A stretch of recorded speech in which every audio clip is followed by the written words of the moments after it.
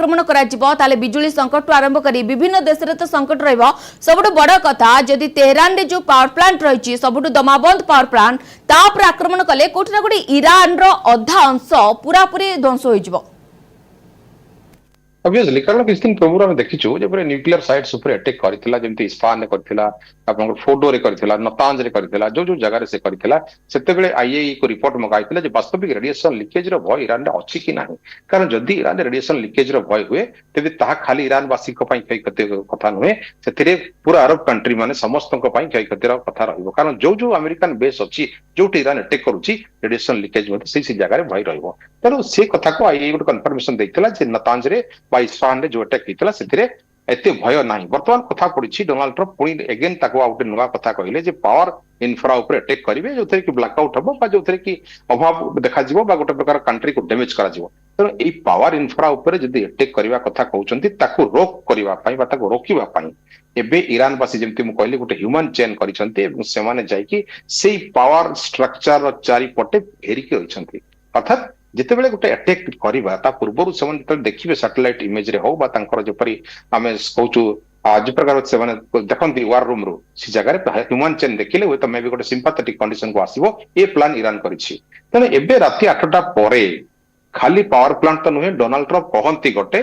करती आउ गोटे तेणु एठी मते से कथा देखा जाउची जितेबेले से पावर इनफ्रा कथा कहउचंती may be divert the timeline may be divert the dead time एवं या द्वारा कौन हम ना ईरान बर्तमान प्रिपेरेसन करुच्ची ह्यूमन चेन को लेकर केवल पावर इनफ्रा उपरे मे भी सी पुणी जमी भाव में बंकर बस्टर देखी यूज करते से कौटी इस्फान उपरे एक्जाक्टली से कथा मध्य से करिपारंती तेणु एबे युद्धर घड़ीसंधि मुहूर्त केही भी युद्ध नीति को मानु नाहंती युद्ध नीति विरुद्ध रे कार्य होउछि प्रोपागेंडा वार अलगा एवं एक्शन ऑफ वार अलगा प्रत्येक दिन आप डोनाल्ड ट्रम्प ट्रुथ सोशल जदि देखिए फॉलो करेंगे पढ़े जो पोस्ट से करुँच से पोस्ट ठीक ओलटा काम से करुँच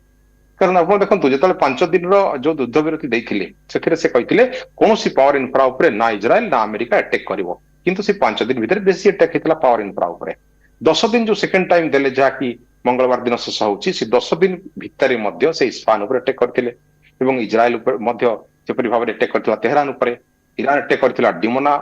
प्लांट उपरे एक्जाक्टली एई भलिया जो सिचुएशन देखा जाउची अर्थात जोथिरे कि केही भी से निर्देश को मानु नांती जा डोनाल्ड ट्रम्प कहउछंती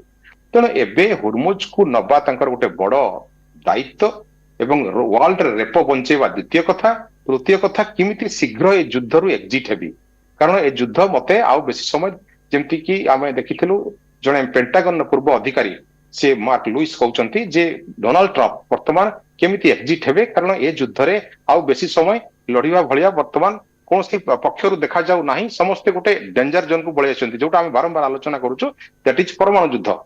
किंतु परमाणु युद्ध पूर्व स्टेज जदि आम देखा वर्तमान प्रिपेरेसन ऑफ बोथ साइड जो ग्राउंड वार कहवा जो B2 बोमर कथा कहवा अब्राहम लिंकन कथा कहवा जेरार फोर्ट को देखा सब तैनात करा जायछि अर्थात कौ मुहूर्त गोटे भयंकर अटैक हबो ता पूर्व 4 थर 5 थर सूचना देले डील करा जिवो शर्त रखा जिवो किंतु केही भी शर्त को राजी हेले नाही तेणु राति 8टा पर गोटे बड़ प्रश्न भी रहुछि जे हुए तो ईरान उपर विनाशकारी बम से यूज करि पारंती जहा को परमाणु रूप देबा बा द्वितीय कथा होछि जदि से एपरि करूछंती कारण जो बंकर बस्टर से पकईथिले 80 मीटर तळे रहिछि ईरान रे आपनकर तार जो बंकर भीतर मिसाइल सिटी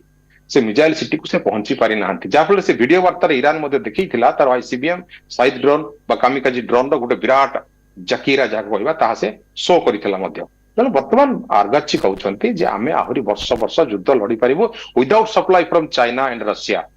किंतु एपटे ताकू जो 3टी कंट्री स्ट्रांगली सपोर्ट करूछंती अगेंस्ट ट्रम्प सी हेला नॉर्थ कोरिया सी हेला चाइना सी हेला रशिया से माने सीधा सड़क समर्थन में अछंती ईरान रो तेणु ईरान एते एग्रेसिवली जो युद्ध करूछि एवं 39 दिन भितर ट्रम्प रो बुद्धि बणा कर दैछि अर्थात कौनसी देश एपरी भाव में क्षति पहुंचाई नहीं अमेरिकार जमती आम देखुचु गोटे सैन्य को रेस्क्यू करने 2000 कोटी टंकार लॉस होता अमेरिकार जो सब विमान को नष्ट करथिला 910 कोटी टंकार आपण देखंतु जेपरि भाबरे F-35 927 कोटी टंकार जेपरि भाबरे F-15E एपरि समस्त विमान को से मारी खसई पड़तिला तार ड्रोन माध्यम रे तेने एबेका युद्ध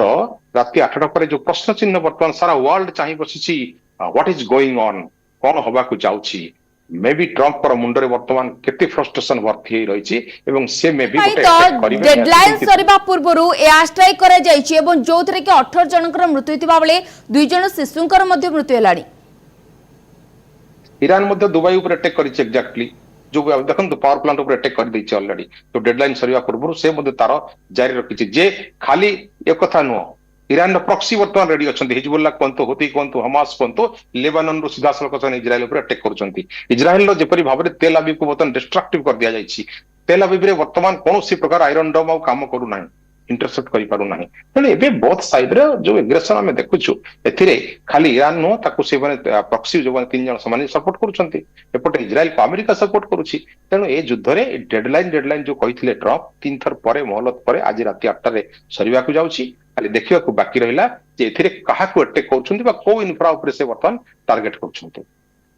ही जना पड़िबो किंतु श्रीजुक्त बसा जदि आमे टिके भारत कथा आलोचना करिबा भारतर आभिमुख्य वर्तमान सुधा कोनोसी प्रकार स्पष्ट होई नै केना जेतेबेले भारत पाकिस्तान युद्ध को ने आशंका रहितला ट्रम्प आसी कहले कि मु मध्यस्थता कली युद्ध बंद हो गला किंतु भारत जेतेबेले अमेरिका राष्ट्रपति डोनाल्ड ट्रम्प एभली गोटे परे गोटे भयंकर कांड घटाउचंती अटैक करूचंती ईरान उपरे किंतु भारतर आभिमुख्य एजाई स्पष्ट होई नै।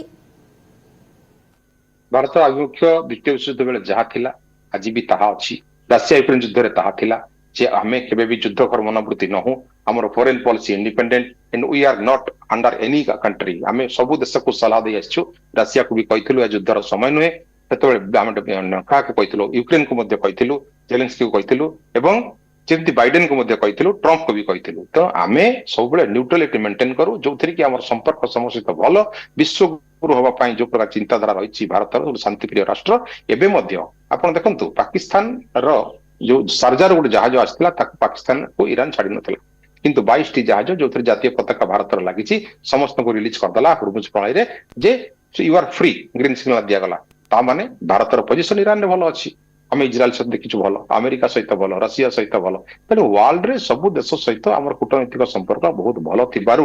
युद्ध समय रे भी आपण देखंतु ऑयल बाजार सबुटी क्रॉस हेछि अमेरिका जे कि युद्ध आरंभ करिछि ता देश रे युद्ध रे तेलर बाजार 20% एक्स्ट्रा अछि बट भारत रे टिल नाउ नॉर्मल टंके बढ़िनी कि टंके कमी नाही तेणु ए युद्धर रणनीति भितर भारतर स्टांड जहा आपण कहउचंती भारत काहरी पक्ष निया नाही द्वितीय विश्व युद्ध बेले मध्ये न्यूट्रलिटी मेंटेन करथिला और एबे भी न्यूट्रलिटी मेंटेन करिछि हां समस्त एडवाइस होउछि जे वर्तमान आलोचना माध्यम रे ए युद्ध सरी पारिबो बा समाधान नै पारिबो युद्ध रे केबे भी कोनोसी कथा समाधान हेइ नै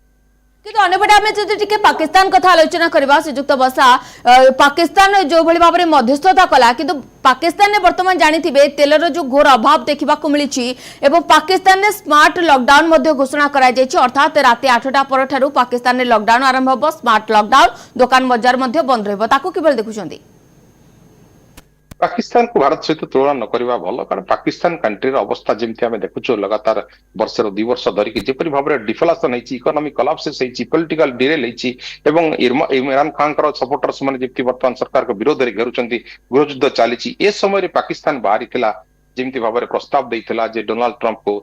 you are the fittest for the Nobel prize एवं से तार रेयर अर्थ मिनरल को नहीं ब्रीफकेस खोल देता व्हाइट हाउस रे तापरे एबे मेडिएशन ट्रम्प ताको दया करथिले एवं मेडिएशन करिया पे ताको एलाउ करथिले किंतु वर्तमान हला कोन जेतेबेले ईरान वर्तमान मना करिछि ईरान रो क्रोध वर्तमान पाकिस्तान ऊपर एवं पाकिस्तान जो लॉकडाउन कथा आपण कहउछंती यहा बहुत दिन रो चालीछि एबे से डिक्लेयर करूछि गवर्नमेंट ऑफिशियल्स मान मना करूछि 7 दिन ऑफिस आसीबे नै बा पेट्रोल दर आकाश छुआ जाइछि अटा चाउल डाली सब दर आकाश छुआ सेठकार लोक माने हंतसंत हेलेनी कारण सेठी आतंकवादी कथा सेठी आतंकवादी मानकर गड़ से जगह रे कौन प्रकार युद्ध को समाधान करने भाया शक्ति भी नहीं सामर्थ्य भी नहीं तेणु एबे अवस्था कहले न सरे सेमाने जिपरि भाव में वर्तमान फिनान्स तो वर्ल्ड रो ना वर्ल्ड बैंक रू ना कौठिरू साहाय्य पाइबे ना चाइना तांको साहाय्य दबो ना कोनोसी देश साहाय्य दबा पे आगो हबो तेबे एबे जिपरि भाव में से युद्धर पक्ष नहीं अमेरिकार एवं भाभी अमेरिका ताको रेयर अर्थ मटेरियल जो प्रकार पश्चिम एयरपोर्ट उठेब एवं ताको साहाय्य करिवो किंतु ता ओलटा हला वर्तमान उल्टा बुमेरांग हेकि ईरान ताको